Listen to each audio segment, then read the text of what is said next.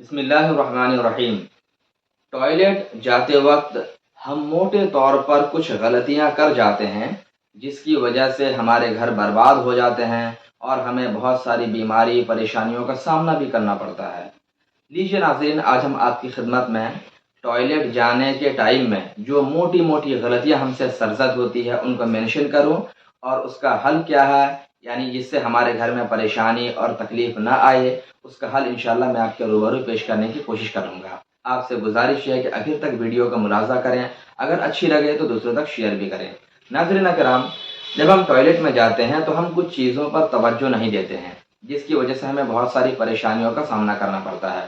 سب سے پہلی چیز میں آپ کو بتاؤں کہ ٹوائلٹ جانے کے آداب میں سے فرسٹ چیز کیا ہے جس کا ہم اہتمام نہیں کرتے، وہ ہے ٹوائلٹ جانے کی دعا۔ ٹوائلٹ جانے کی دعا عموماً کہیے ہم لوگوں کی یاد ہی نہیں ہوتی ہے، اور جن کو یاد ہے بھی تو پڑھنے کا اہتمام نہیں کرتے یا بھول جاتے ہیں، جس کی وجہ سے عموماً عورتوں کو اور خصوصاً مردوں کو ٹوائلٹ جانے کے بعد بیماری یا پھر اعصابی پریشانیوں کا شکار ہونا پڑتا ہے، کیونکہ وہ جگہ گندگی والی جگہ ہے، اور جیسا کہ روایت سے ثابت ہے کہ یہ بھوت پریت چڑیل وغیرہ گندی جگہ پر ہی رہتی ہیں۔ اسی بنا پر حدیث پاک میں یہ آیا ہے کہ جو شخص ٹوائلٹ جاتے وقت اس دعا کو پڑھ لے گا اسے کبھی بھی اعصابی پریشانی یا بھوت پریت کا سامنا کرنا نہیں پڑے گا۔ لیکن ہم ان چیزوں کو نہ پڑھنے کی وجہ سے طرح طرح کی بیماری یا اعصابی پریشانی میں الجھ جاتے ہیں۔ تو وہ دعا بہت ہی آسان ہے، آپ کی افادے کے لیے میں نیچے اس کو لکھ بھی دے رہا ہوں، آپ اس کو ملاحظہ کریں۔ وہ دعا یہ ہے: اللہم انی اعوذ بک من الخبث والخبائث۔ اس دعا کو آپ پڑھیں اور پہلے اپنا بایاں قدم ٹوائلٹ کے اندر داخل کریں اور نکلتے ٹائم میں داہنا قدم باہر نکالیں گے۔ تو پہلی چیز آپ کو یہ کرنا ہے کہ ٹوائلٹ جاتے ٹائم میں ٹوائلٹ جانے کی دعا ضرور پڑھنی ہے، ضرور پڑھنی ہے۔ تو یہ کام آپ کو یہ کرنا ہے۔ دوسرا کام آپ کو یہ کرنا ہے کہ ٹوائلٹ جب جائیں تو سر کو ڈھانپ کر جائیں۔ عموماً مرد حضرات ٹوپی کا استعمال کرتے ہیں، عورتیں دوپٹہ کا استعمال کرتی ہے۔ اگر اس کا نہیں اہتمام ہو پا رہا ہے تو سر پر رومال یا چادر کوئی بھی چیز رکھ کر ٹوائلٹ جائیں، سر کو ڈھانپ کر جائیں، کیونکہ سر ڈھانپ کر نہ جانے کی وجہ سے بھی بہت ساری بیماریاں پیدا ہوتی ہے۔ کتابوں میں آیا ہے کہ عموماً عورتوں کے سر کے بال جو جھڑتے ہیں اس کے بارے میں بعض ریسرچر حضرات نے، محققین نے لکھا ہے کہ عورتوں کے بال جھڑنے کی بہت بڑی وجہ یہ ہے کہ وہ جب ٹوائلٹ میں جاتی ہے تو وہ سر کو ننگا کر کے جاتی ہے، سر پر کچھ دوپٹہ نہیں رکھتی ہیں، جس کی وجہ سے وہ بال جھڑ جاتے ہیں۔ تو بال جھڑنے کے بہت سارے دوسرے ریزن بھی ہو سکتے ہیں، لیکن ان میں ایک ریزن یہ بھی ہے کہ ٹوائلٹ میں ننگے سر جانے سے بھی بال جھڑتا ہے۔ ایک دوسری بیماری یہ بھی پیدا ہوتی ہے جو ہمارے علماء نے لکھا ہے کہ ٹوائلٹ میں ننگے سر جانے سے نسیان کی بیماری پیدا ہوتی ہے، یعنی بھولنے کی۔ جیسے ہوتا ہے نا کہ ابھی کوئی بات ہم سے کسی نے کہی، 2 گھنٹے کے بعد ہم بھول گئے، ارے کیا کہا تھا۔ کوئی سامان کوئی چیز ہم نے کہیں رکھی، ہم پھر بھول جاتے ہیں کہ وہ سامان کہاں رکھا گیا ہے، چابی کہیں رکھ کر بھول جاتے ہیں۔ اس کو بولتے ہیں نسیان کی بیماری۔ تو یہ بھی عموماً ٹوائلٹ ننگے سر جانے کی وجہ سے بیماری پیدا ہوتی ہے۔ تو دوسرا کام آپ کو یہ کرنا ہے کہ جب آپ ٹوائلٹ میں جائیں تو سر کو ڈھانپ کر جائیں۔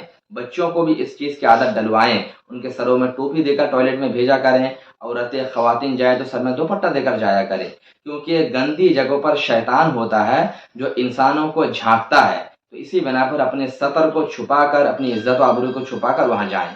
تو 2 کام میں نے آپ کو بتایا۔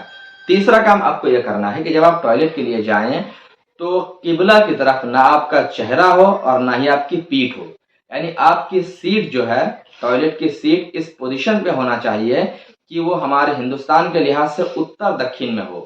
بہت سارے لوگ غفلتی کی وجہ سے یا پتہ نہیں کس وجہ سے اس مسئلے کو توجہ نہیں کرتے ہیں اور اپنی سیٹ پورا پچھم بیٹھا لیتے ہیں۔ اس کا نتیجہ یہ ہوتا ہے کہ جب وہ ٹوائلٹ کے لیے بیٹھتے ہیں یا تو قبلہ کی طرف ان کا چہرہ ہوتا ہے یا پھر ان کی پیٹھ پڑ جاتی ہے، تو اس سے بہت بڑا گناہ بھی ہوتا ہے، کعبہ شریف اور کعبۃ اللہ کی توہین بھی ہوتی ہے، کیونکہ حدیث پاک میں صاف صاف آیا ہے لا یستقبل القبلۃ ولا یستدبرها، یعنی قبلہ کی طرف نہ پیٹھ کرو نہ چہرہ کرو، استنجا کے ٹائم میں، پاخانے کے ٹائم میں۔ تو اب ایسی صورت میں اگر کوئی یہ کرے گا تو بلا شبہ یہ توہین ہے، اور اس گندی جگہ پر جا کر کعبہ شریف کی، قبلہ شریف کی توہین یہ کسی بھی اعتبار سے درست نہیں ہے۔ تو اس سے بھی گھر میں بے برکتی ہوتی ہے۔ تو یہ 3 کام میں نے آپ کے روبرو پیش کیا۔ ایک کام اور ہے جو آپ کو ٹوائلٹ میں کرنے سے بچنا ہے۔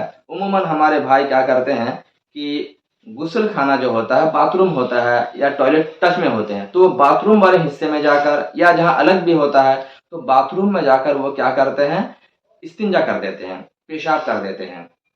तो इस चीज़ से बहुत बचना है, क्योंकि जो लोग गुस्ल खाना में, बाथरूम में, वॉशरूम में इस्तिंजा करते हैं, उनके बारे में हमारे उलमा ने लिखा है कि वो वसवसा की बीमारी के शिकार हो जाते हैं।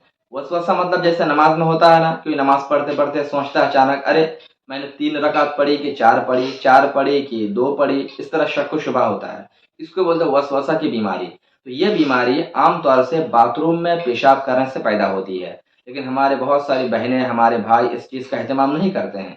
वो बाथरूम में, वॉशरूम में जाकर भी वो पेशाब कर देते हैं वहाँ पर। तो इस चीज़ से बचना है। हाँ, अगर आपका बाथरूम अलग है और टॉयलेट उसी में सेपरेट बना हुआ है, तो टॉयलेट वाले हिस्से में जाकर आप पेशाब करें तो कोई दिक्कत नहीं है। खास बाथरूम में पेशाब करने से मना किया गया है। एक और चीज़, पांचवा चीज़ जो मैं आपको बताना चाहता हूँ कि टॉयलेट में जाने के बाद जो हम गलती करते हैं, जिसकी वजह से घर में बर्बादी, तबाही आती है, वो यह है कि टॉयलेट हम जाते तो हैं, लेकिन वहाँ से निकलने के बाद हम निकलने की दुआ नहीं पढ़ते, जिसकी वजह से हम बहुत सारी परेशानियों का शिकार हो जाते हैं। तो जिस तरीके से टॉयलेट में जाते वक्त एक ख़ास दुआ पढ़ी जाती है, उसी तरीके से टॉयलेट से जब आप बाहर आएँ, तो पहले अपना दाहिना कदम बाहर निकालें और ये बाहर आने के बाद ये दुआ पढ़े, जो मैं नीचे लिख भी दे रहा हूँ आपकी आसानी के लिए। गुफ़रानका अल्हम्दुलिल्लाहिल्लज़ी अज़हब अन्निल अज़ा व आफ़ानी। इस दुआ को आप पढ़कर बाहर निकलें। तो ये 5 मोटी-मोटी चीज़ें हैं जो टॉयलेट में जाने के आदाब के ताल्लुक से है, जो मैंने आपके रूबरू पेश किया। इन चीज़ों पर अमल ना करने की वजह से बहुत सारे घरों में बेबरकती होती है, लोग बीमारी या आसिबी, जिन्नाती परेशानियों का शिकार हो जाते हैं। उम्मीद करता हूँ कि ये बातें आपको समझ में आई होंगी और आप इन पर अमल करने की कोशिश भी करेंगे। अस्सलामु अलैकुम व रहमतुल्लाहि तआला व बरकातुहू।